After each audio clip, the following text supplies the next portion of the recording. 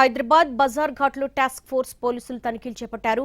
ఈ సిగరెట్లు సరఫరా చేస్తున్న గోదాంలో సోదాలు చేశారు.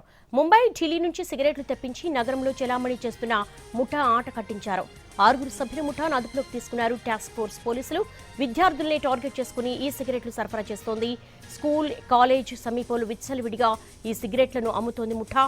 ఈ సిగరెట్లను నిషేధించినప్పటికీ దొడ్డిదారిన హైదరాబాద్కు తెప్పిస్తుంది ముఠా. ప్రాణాలకు అత్యంత హానికరంగా మారాయి ఈ సిగరెట్లు. విద్యార్థులు, యువకులు ఎక్కువగా వాడుతున్నట్లుగా గుర్తించారు.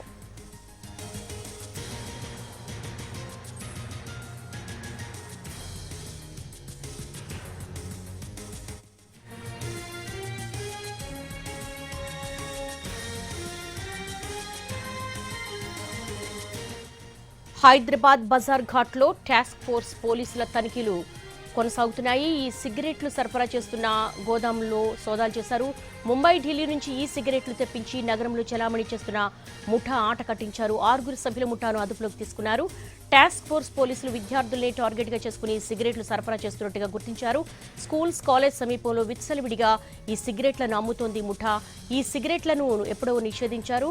అయినా కూడా దొడ్డిదారిన హైదరాబాద్కు ఈ ముఠా తెప్పిస్తోంది. ప్రాణాలకు అత్యంత హానికరంగా మారాయి ఈ సిగరెట్లు.